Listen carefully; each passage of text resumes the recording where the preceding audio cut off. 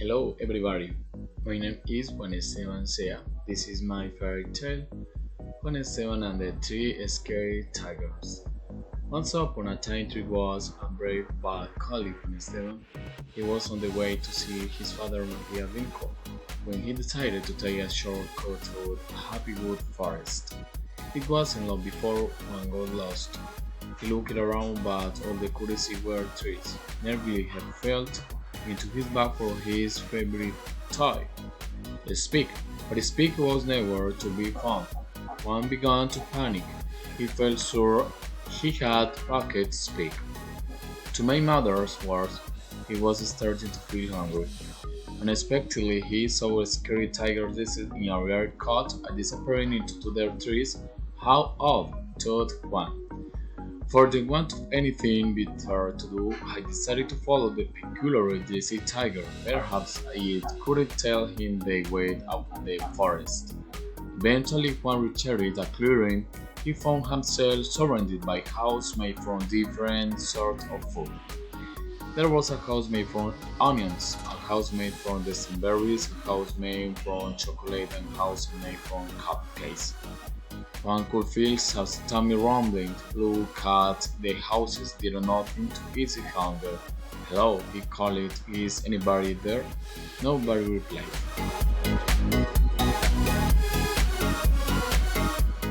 One looked at the roof on the closet's house and wondered if it would be right to eat somebody else's chimney.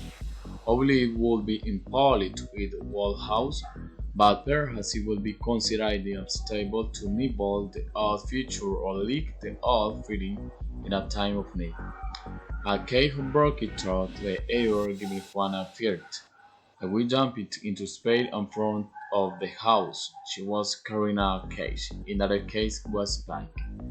Speed shouted one. It turned to the witch. Dance my toy. The witch just shouted. You speak back, cried one.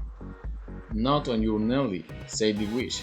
Let's speak out of the cage. Before she could reply, three scared tigers crouching in front of a footpath on the other side of the clearing, and recognized it one the red coat other that he seen earlier. The witch seemed to recognize him too. Hello, big tiger, said the witch. Good morning. The tiger tried to speak. Who is this? That is Speak explaining the witch. Oh, the Speak would look lovely in my house. Give it to me. Demanding to Tiger. The witch shook her head. Spidey staying with me. Excuse me. One interrupted. The Speak lives with me. And not in that cage. The Tiger ignored him. Is there nothing you tried? He has the wish. The witch thought for a moment the same. I do like to be entertained. I would listen to everybody who can eat a wall front door. By Tiger look at the house made from cupcakes and say no problem. I could eat the entire house made from cupcakes if I wanted to. That's so nothing, said the next tiger. I could eat two houses. There's no need to show off. Say the witch just eat one front door and let you have speak. One watched it, feeling very worried. He didn't want to wish to speak. To be there, I didn't to speak would like living with a scared tiger, went from his house and all his other toys. The other two tigers watched while Big Tiger pat on his beak and with an iconic food fork from his pocket. I would eat this whole house, said Big Tiger, just you wait. Big Tiger pulled out of corner of the front door of the house made from strawberries. I gobbled to smiling and went back for more, and more and more. Eventually, Big Tiger started to get bigger, just a little bit bigger at first. But after a few more forkfuls of strawberry, he settled to size of less snowy, and he was every bit as round. I don't feel too good, said Bigger. Suddenly he started to roll. had grown so round that he could no longer balance. "Help!" he cried, as he rolled off down a slope into the forest. But the tiger never finished eating, for the front door made from strawberries and a speaker remained inside in the witch cage. A very tiger stepped up and approached the house made from chocolate. "I eat this whole house," said every tiger, "just to watch." A very tiger pulled off corner of the front door of the house made from chocolate. She gulped in the dough, smiling, and went back for more. And more and more. After a while, a very tiger started to look a little queasy. She grew greener and greener. A conductor walked into the clearer. "What is Bush done here?" he asked. "I'm not Bush, I'm Tiger," said a very tiger. I talk exclaimed to Wooded. "To talking Bush you are the worst kind of better take it away before somebody gets hurt." "No, wait," cried a very tiger, as the courier picked her up. But the woodcutter ignored his cries and carried the tiger away under his arm. A very tiger never finished eating. The front door made from chocolate and a speaker remained inside in the witch cage. Little Tiger stepped up and approached the house made from cupcakes. "I will eat this whole house," said Little Tiger. "Just you watch." Little Tiger pulled off corner of the front door of the house made from cupcakes. He opened the meal and went back for more and more and more. After 5 or 6 platefuls, like Tiger started to find it uncomfortable on the spot. They spotted eating cupcakes for a moment, then grabbed another forkful. But before he could eat it, there came a mighty roar. A bottom far louder than a rocket taking off, or probably Little Tiger into the sky. "Ah!"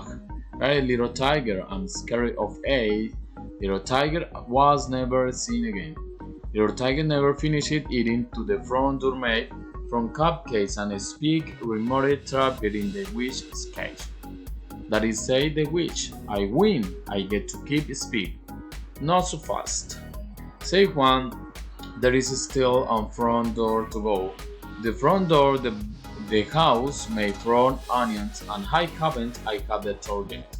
"I don't have to quit your charm. Allow to wish my game, my rules." The woodcutter voice carried through the forest. "I think you should give him a chance. It's only fair." "Fine," said the witch. But you saw what happened to the tigers. It won't last long." "I will be right back," said one. "What?" said the witch. "Where's your sense of impatience? I thought you wanted to speak back." John ignored the witch and getting a heavy pipe or stick.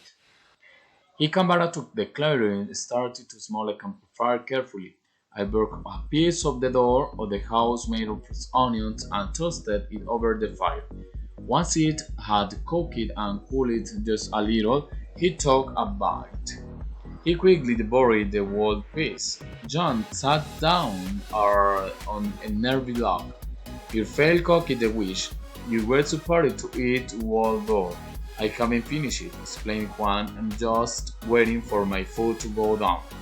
When John's food had digested, he broke off another piece of the door made from onions. Once more, he tossed his food over the fire and waited for it to cool just a little. He ate it at the leisurely pace, waiting for it to size. Eventually, after several sittings, John was down to the final piece of the door made from onions, carefully as touched, and while it cooled just a little, he finished his final course. John, or Juan, had eaten the entire front door of the house made of onions. The witch stamped his foot angrily. "You must have tricked me," she said. "I don't reward cheating." "I don't think so," said a voice. It was the woodcutter. He walked back into the clearer, carrying his axe, this little bow one for a square. Not overspeak or I will chop your broomstick in half. The with lucky Olive, she grabbed her broadcast and placed it behind her. Then hurriedly she opened the door of the cage. John hurried over and grabbed a speak, checking that his favorite toy was alright. Fortunately, a speak came over. Juan, thanking the worried her, grabbed a souvenir and hurried on to meet Matthias.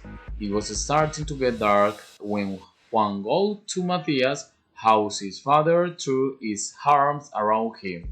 I was so worried, cried Matthias. You are very late. As John described his day, he could tell that Matthias didn't believe him, so he grabbed it and nothing from his pocket. What is that? Asked Matthias. Juan or John unrepaired at their back. My phone is very boring, he said. Matthias almost fell off his chair. The end.